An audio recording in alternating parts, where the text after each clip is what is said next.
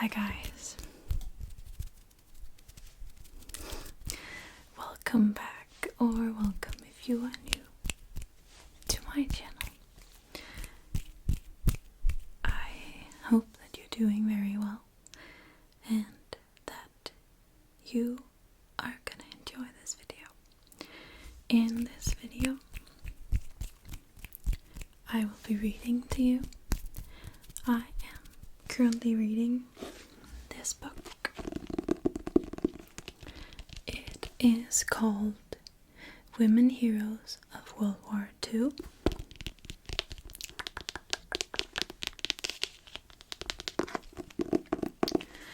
It is a book about 26 different women who did sabotage and was in the resistance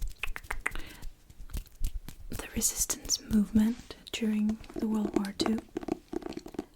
And yeah, I'm just very much into World War II at the moment. I don't know.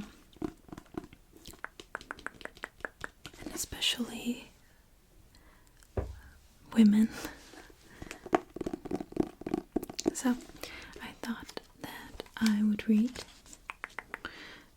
to you, and I will read about a German young woman called Sophie Scholl, who was a member of a resistance group called the White Rose. And I will just find her in the book.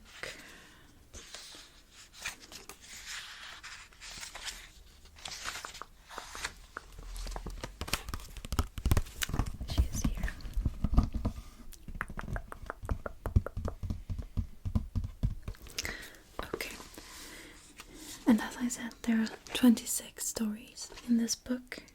I know it's been renewed, and in the new edition of this book there are 32 stories, I believe.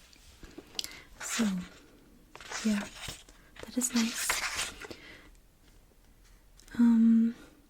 Yeah, different women from Germany, Poland, France, the Netherlands, Belgium, Denmark, Great Britain, and the United States.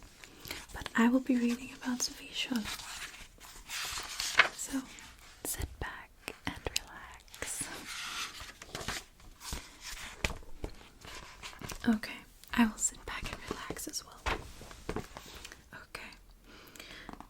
On February 22, 1943, a German university student named Sophie Scholl, her brother Hans, and one of their friends, Christoph Probst, were all awaiting trial in the Nazi-run People's Court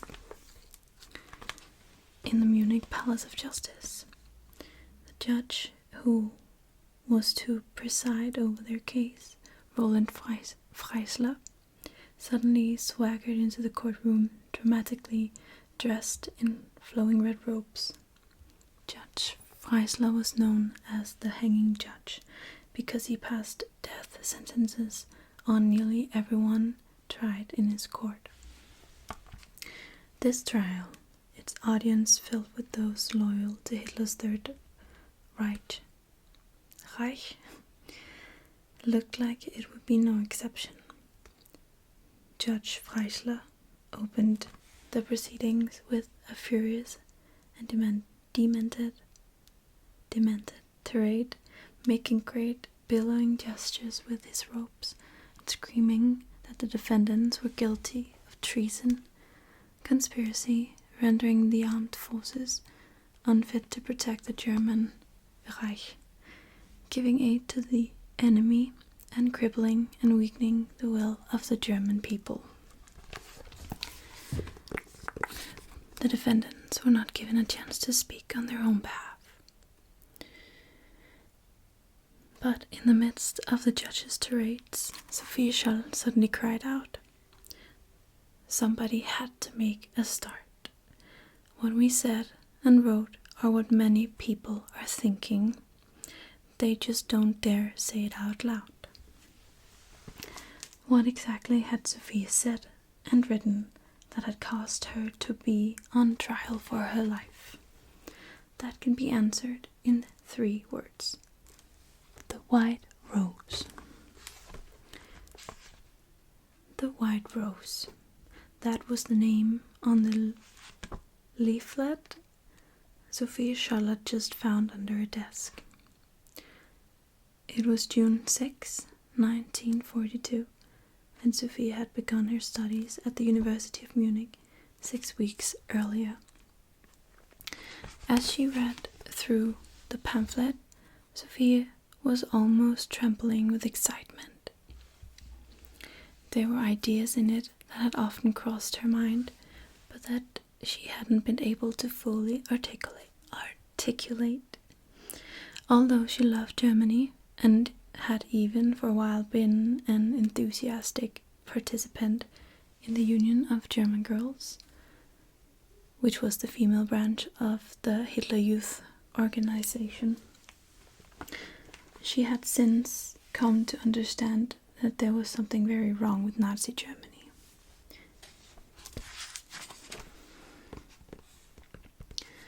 When she was only 12 years old, she had wondered aloud why her Jewish friend, who had blue eyes and blonde hair, wasn't allowed to be a member of the Hitler Youth, while she, with her dark hair and eyes, was. Her father, a staunch opponent of Hitler and the Nazi Party, always argued with his son Hans about Hans's enthusiastic leadership role in the Hitler Youth program.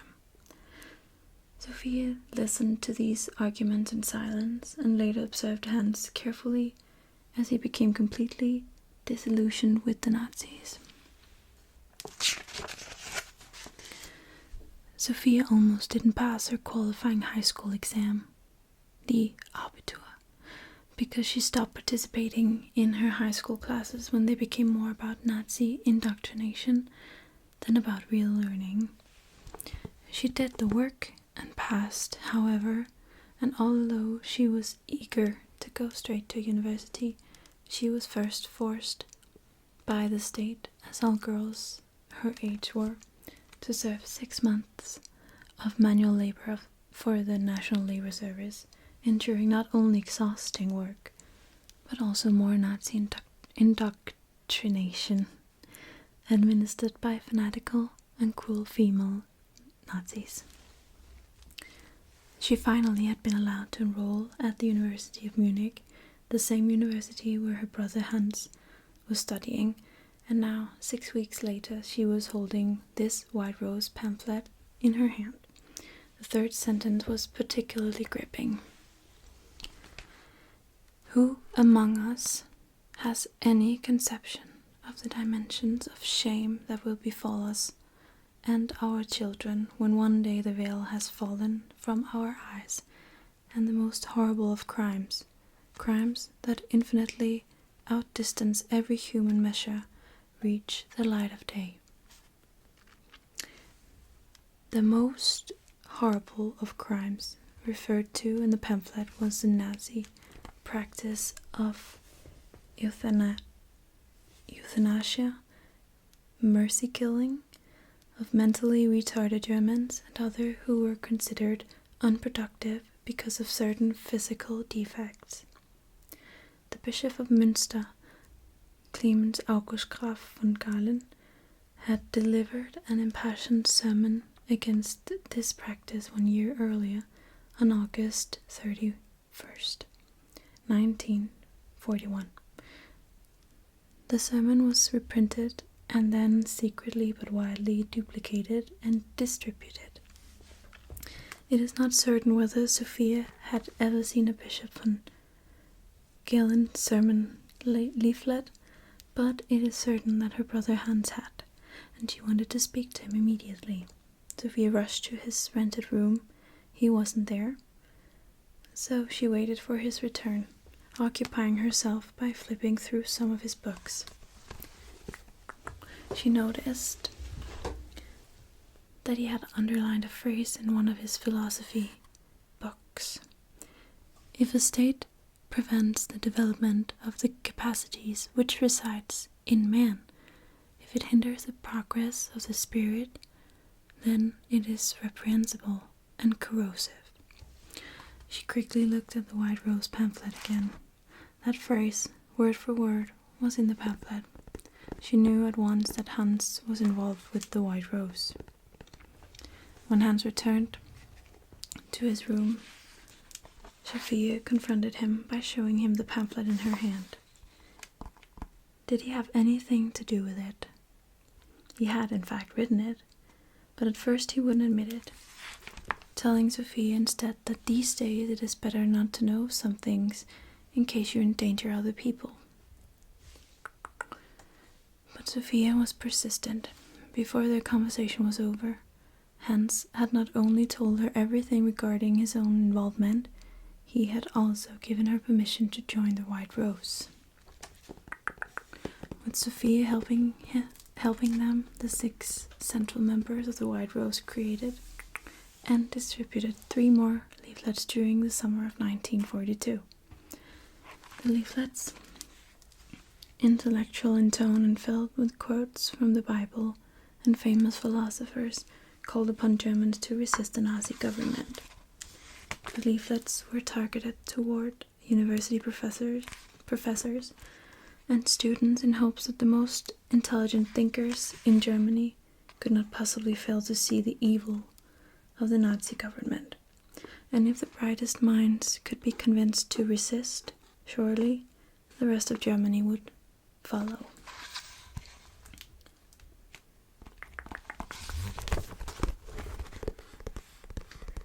One associate of the White Rose said later that Hans Scholl and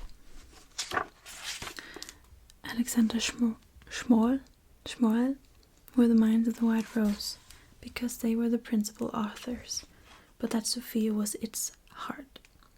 She helped to copy, distribute, and mail the leaflets and was also in charge of the group's finances, which included buying paper and stamps from many different post offices, so as not to create suspicion.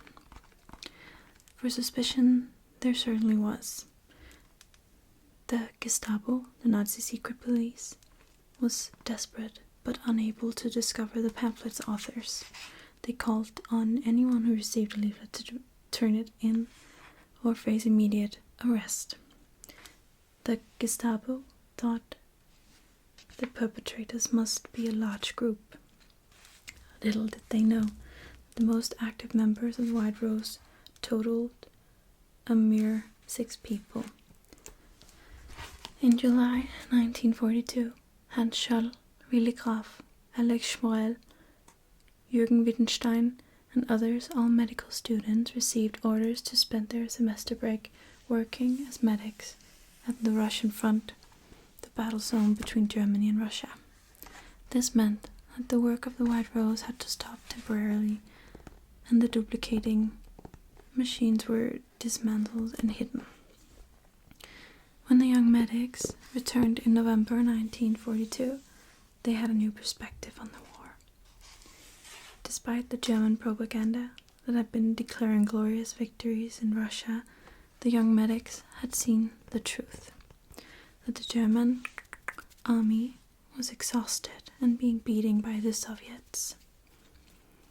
And en route to the Russian front, they had seen the horrendous conditions in the Warsaw ghetto, the place where many of Poland's Jews were being slowly starved.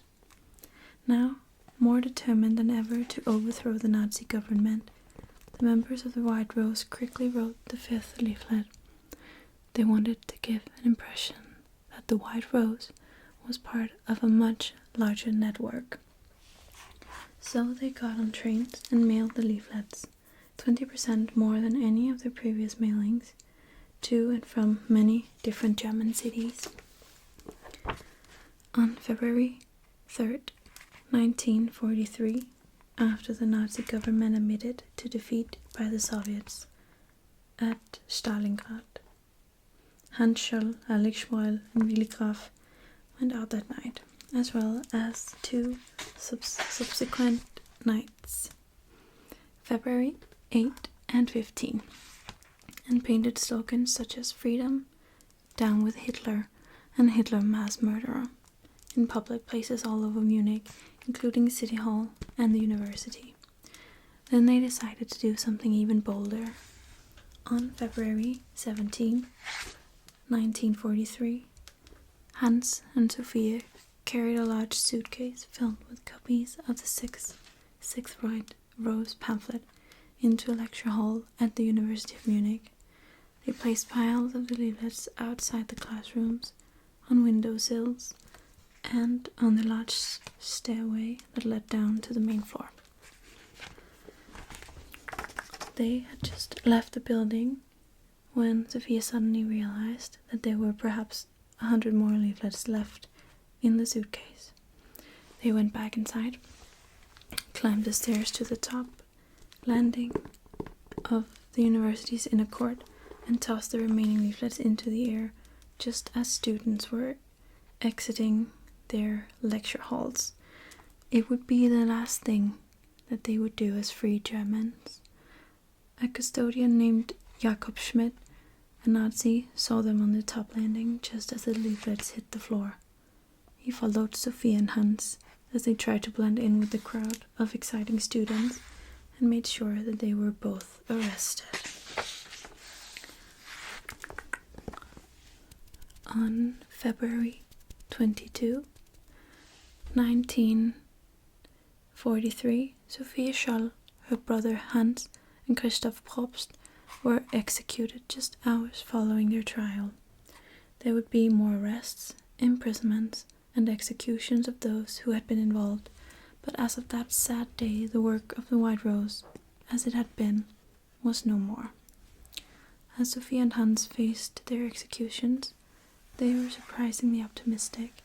Although their tracts had reached many Germans, the news of their executions would certainly reach many more. Surely, other students would rise up, take their place, and continue their work. Sadly, this didn't happen. There were few isolated incidents at the university that involved graffiti and the words "Scholl lives." You can break the body, but never the spirit. But by and large, the University of Munich students did not agree with the work of the White Rose. A rally held at the university shortly after the first executions was attended by hundreds of students who gave custodian Jakob Schmidt a thunderous ovation for helping to capture the Scholls. However, the work of the White Rose leaflets did not end with executions of their creators. When the story of the White Rose was discovered months later by the Allies, thousands of the leaflets were duplicated and dropped all over Germany by airplane. Many more Germans now had a chance to read them. For those who were still trying to resist Hitler, the words in the leaflets and the story of the young people who had paid the ultimate price for those words gave them courage and hope.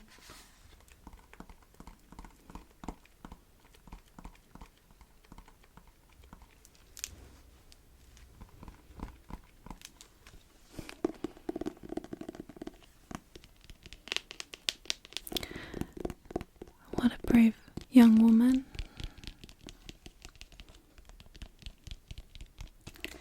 There is actually a movie made about Sophie Scholl, and it is called Sophie Scholl, and it is actually very, very good. Not that I'm surprised, but it is really good, and I watched it in school back when I was learning German, and you should check it out.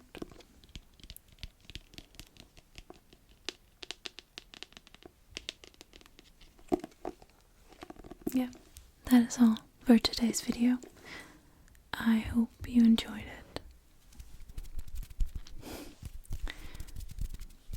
Yeah. Sleep well and take care of yourself.